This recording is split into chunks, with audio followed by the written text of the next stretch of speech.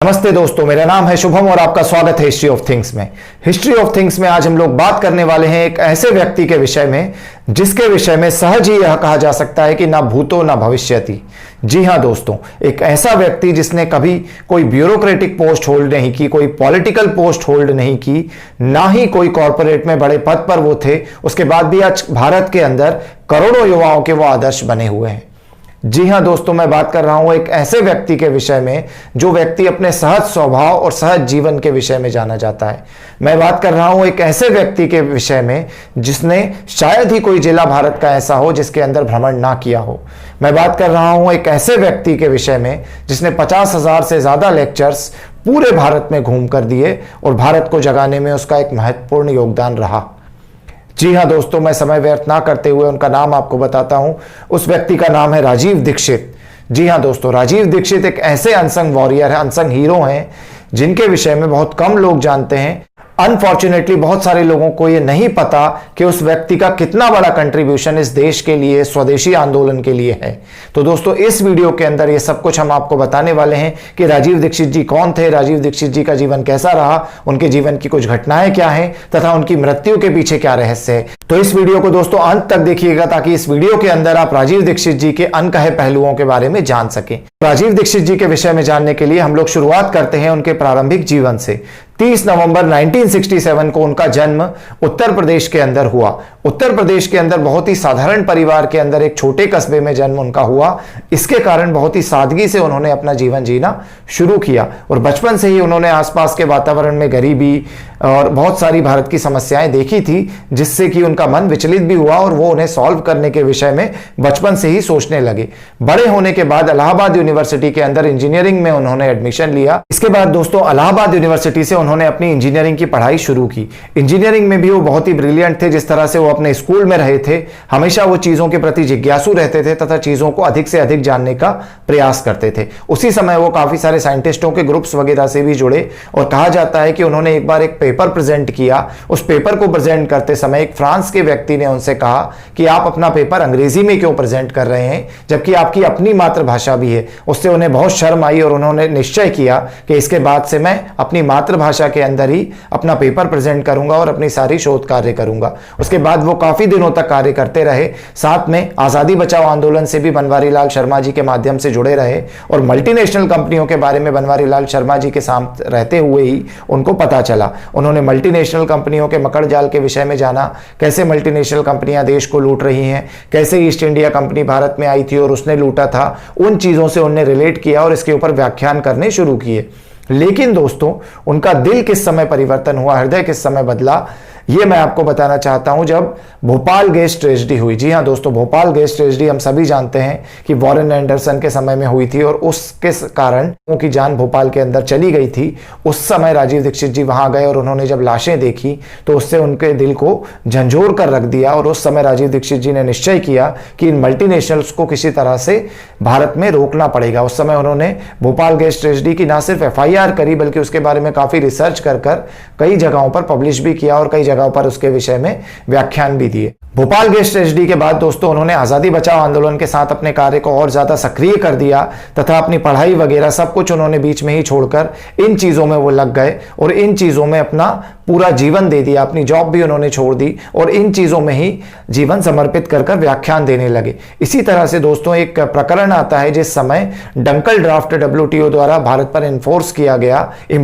गया। उस Dunkel draft में काफी सारे ऐसे काले कानून थे जिसके कारण भारत के किसानों को बहुत नुकसान हो सकता था, भारत देश को बहुत नुकसान हो सकता था। तो उसका खुलेआम उन्होंने देश भर में घूम घूम कर विरोध किया। हजारों की संख्या में उन्होंने व्याख्यान दिए। आजादी बचाओ आंदोलन के समय जैसा कि हम सभी जानते हैं 90s के अंदर कैसेट्स चला करते थे। उस समय CD नहीं होती थी, उस समय इंटरनेट नहीं था, तो छोटे छोटे कैसेट में राजीव दीक्षित जी के व्याख्यान देश भर में फैल गए। लाखों जगहों पर उनके व्याख्यान सुने गए। उन्होंने काफी सारी विदेशी कंपनियों के विषय में बताया कि ये कैसे देश को लूट रही हैं और इस तरह से उनका सारा कंट्रीब्यूशन चलता रहा। बट अनफॉर्चुनेटली एक समय ऐसा आया जब आजादी बचाओ आंदोलन बीच में रुक गया, थमसा गया।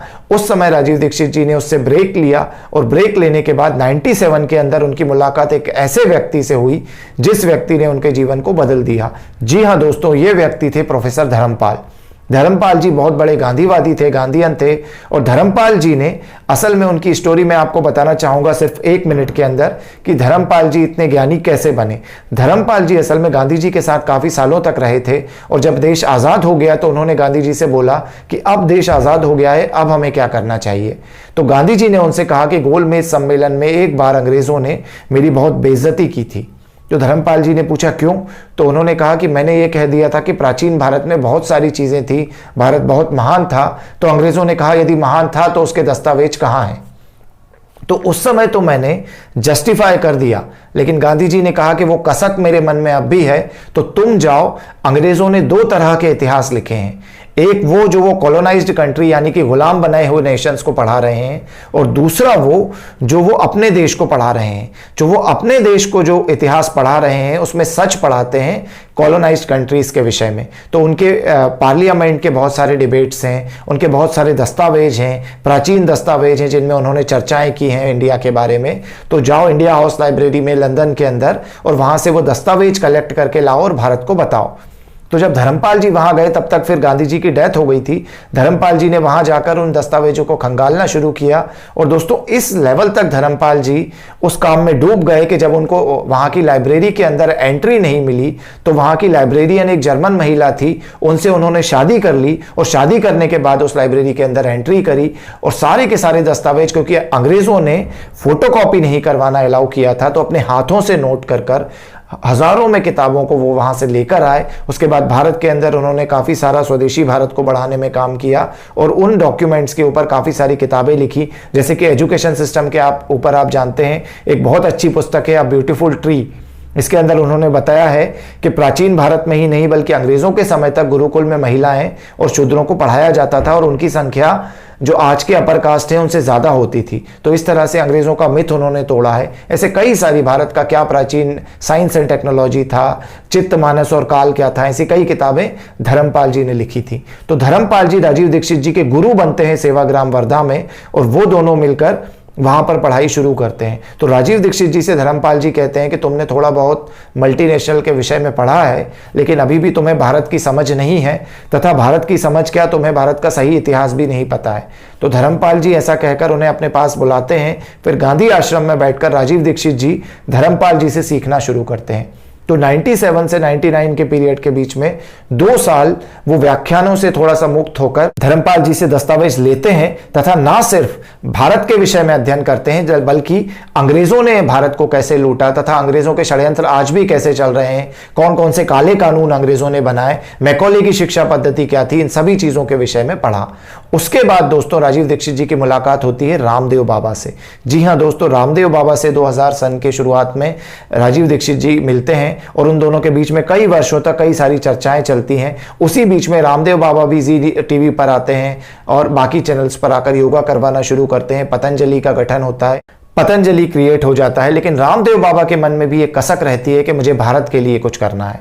तो रामदेव बाबा भारत के लिए कुछ करना चाहते हैं और उसके लिए उन्हें सबसे ज्यादा उपयुक्त व्यक्ति जो मिलता है वो होते हैं राजीव दीक्षित, क्योंकि राजीव दीक्षित जी के व्याख्यान उन्होंने पहले भी सुने थे और उस समय जब उनका ऑर्गेनाइजेशन बन जाता है, पॉपुलर हो जाता है, पावरफुल हो जाता है, उस समय रामदेव बाबा राजीव दीक्षित जी को बुलाते हैं तथा राजीव दीक्षित जी से बोलते हैं कि आप मेरे साथ मिलकर काम करो तथा आपके ये व्याख्यान इस प्लेटफॉर्म से आप दो, देश भर के अंदर हम लोग इसे पहुंचाएंगे। तो जब रामदेव बाबा और राजीव दीक्षित जी मिल जाते हैं 2007 के अंत से ये शुरुआत हो जाती है और 8, 9, 10 के बीच में ये चीजें कार्यान्वित होना शुरू होती हैं। तो 8 के अंदर राजीव दीक्षित जी के काफी सारे व्याख्यान होते हैं और 9 के अंदर रामदेव बाबा उन व्याख्यानों को आस्था चैनल पर, संस्कार चैनल पर टेलीकास्ट करने लगते हैं। तो जब आस्था चैनल पर राजीव दीक्षित जी आते हैं तो राजीव दीक्षित जी से करोड़ों करोड़ों युवा जुड़ जाते हैं।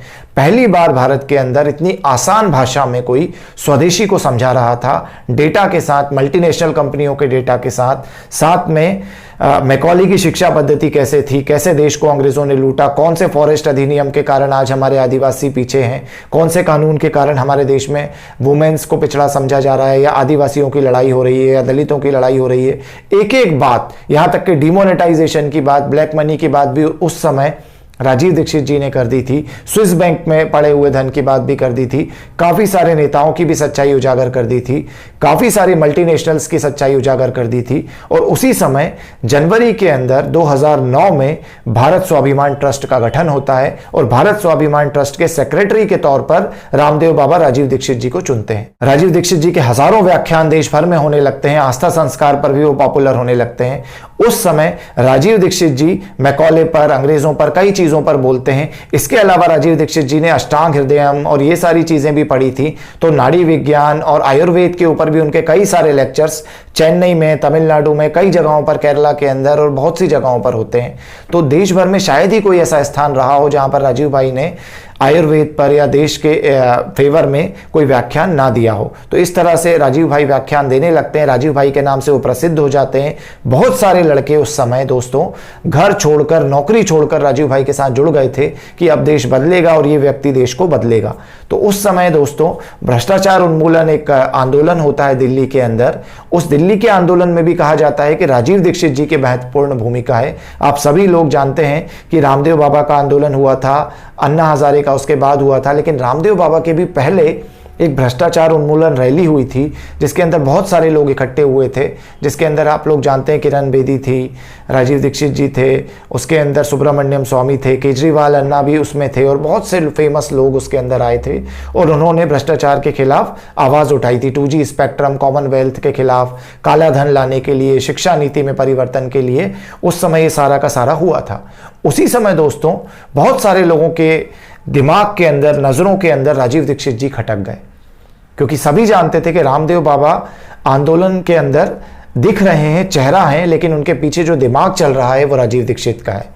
तो राजीव दीक्षित जी की इस चीज़ से बहुत सारे लोग पॉलिटिकल लेवल पर, पॉलिटिकल सेटअप के अंदर चिढ़ गए। इसके अलावा दोस्तों मल्टीनेशनल्स का उन्होंने बहुत ज़्यादा नुकसान कर दिया था, क्योंकि पतंजलि योगपीठ ने, पतंजलि परिवार ने बहुत सारे स्वदेशी प्रोडक्ट्स निकाल दिए थे जिससे कि हिंदुस्तान यूनिलीवर कंपनी और बहुत सारी विदेशी कंपनियां, उनका नुकसान हो गया था। पेप्सी, कोका कोला को भी टॉयलेट क्लीनर कहकर उन्होंने प्रमोट करना शुरू कर दिया था। तो बहुत सारे लोगों ने पेप्सी, कोका कोला भी छोड़ दी थी देश के अंदर।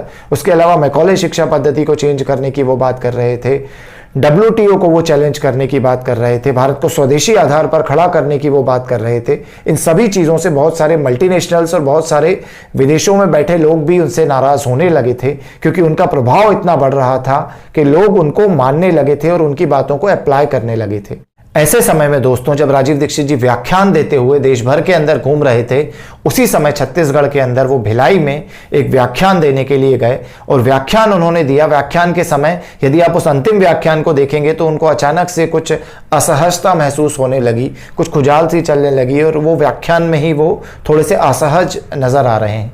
उसके बाद दोस्तों कहा जाता है कि उस रात ना जाने क्या हुआ और अगले दिन राजीव दीक्षित जी की मृत्यु हो गई। तो दोस्तों कई लोगों का ऐसा मानना है, जो पेपर में जो वर्जन आया था वो वर्जन ऐसा था कि राजीव दीक्षित जी को अचानक से रात को 3 हार्ट अटैक आए।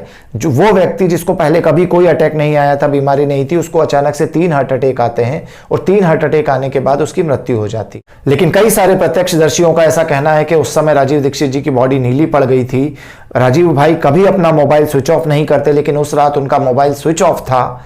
राजीव भाई के विषय में एक बात और कही जाती है कि राजीव दीक्षित जी आयुर्वेद के बहुत बड़े ज्ञाता थे और होम्योपैथी के भी उतने ही ज्ञान उन्हें था। तो होम्योपैथी का एक पैकेट हमेशा अपने साथ, एक बैग हमेशा रखा करते थे। उस रात ऐसा कहा जाता है कि उनके पास वो बैग भी नहीं था। अनफॉर्चुनेटली उन्होंने क्या खाया, कैसे उनकी डेथ हुई, क्या हुआ, ये कोई नहीं जान पाया। काफी सारे लोगों ने, काफी सारे युवाओं ने पतंजलि योगपीठ के अंदर उस समय बवाल मचा दिया जब राजीव दीक्षित जी की बॉडी हेलीकॉप्टर से उठाकर भिलाई से लाई गई और लाकर उसे पतंजलि योगपीठ में रखा गया, क्योंकि उनका ऐसा कहना था कि राजीव भाई की बॉडी उस समय काली और नीली पड़ गई थी जैसी कि लाल बहादुर शास्त्री जी की थी। तो उन लोगों ने इस बात की मांग की कि ऑटोप्सी हो या राजीव दीक्षित जी के शरीर की जांच हो, जिससे ये पता चल सके कि उनकी मृत्यु कैसे हुई है।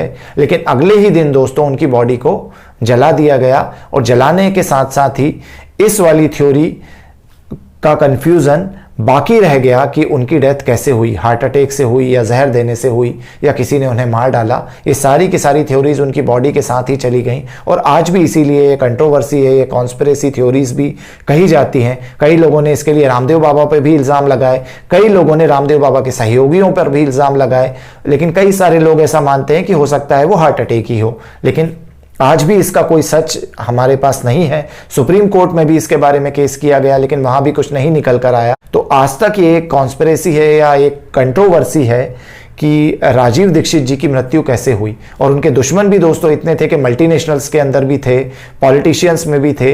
एकमात्र आदमी मैंने आज तक ऐसा देखा है, मैं आपके सामने ये कहना चाहूँगा, जिसके कम्युनिस्ट लोग, आरएसएस के लोग तथा गांधीवादी लोग तीनों के अंदर फैन फॉलोइंग है।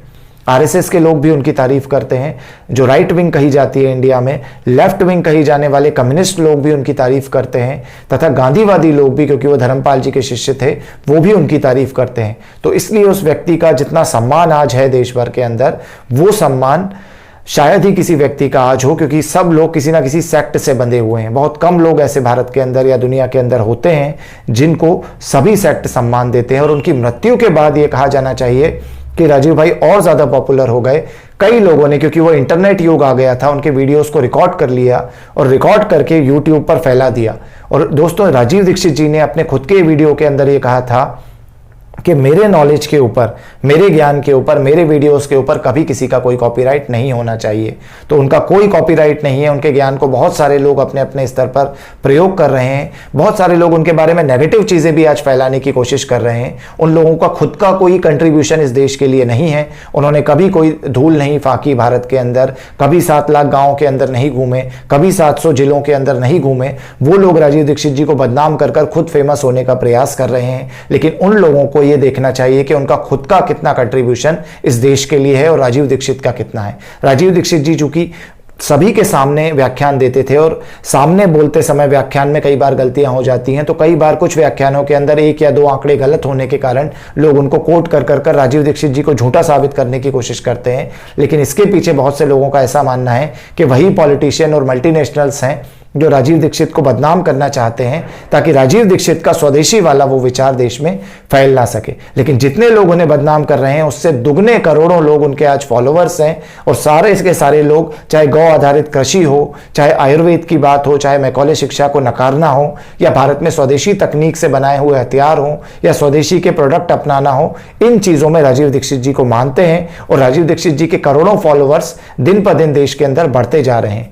राजीव दीक्षित जी को इस देश के अंदर दूसरा विवेकानंद भी कई लोग कहते हैं जो उनके फॉलोअर्स हैं। उनके बारे में एक और चीज़ है जो बहुत ही इंटरेस्टिंग है कि उनका जन्म जिस दिन हुआ था 30 नवंबर को 1967 में, उसी दिन 30 नवंबर को 2010 के अंदर उनकी डेथ हुई। अब दोस्तों डेथ कैसे हुई इस बारे में तो हम लोग अभी क्लियर नहीं है, तो मैं कुछ नहीं कहूँगा, कंट्रोवर्सी में आपको बता चुका हूँ। लेकिन उस व्यक्ति के विषय में ये बात जरूर कहूँगा कि ना भूतो ना भविष्यति। उस व्यक्ति का कंट्रीब्यूशन इस देश के प्रति, स्वदेशी के प्रति, युवाओं को जगाने के प्रति इतना अधिक है कि शायद ही किसी का कंट्रीब्यूशन उतना ज़्यादा हो। तो ये वीडियो था दोस्तों हमारा आज का राजीव दीक्षित जी के विषय में। यदि ये आपको अच्छा लगा हो तो इसे ज़्यादा से ज़्यादा लोगों के साथ शेयर करें, ताकि एक unsung warrior, unsung hero Rajiv Dixit के विषय में ज़्यादा से ज़्यादा लोग सच्चाई जान सकें। और दोस्तों यदि ये वीडियो आपको अच्छा लगा हो तो हमारे चैनल को सब्सक्राइब करें, ताकि इस तरह के और वीडियो हम आपके लिए बना सकें। धन्यवाद।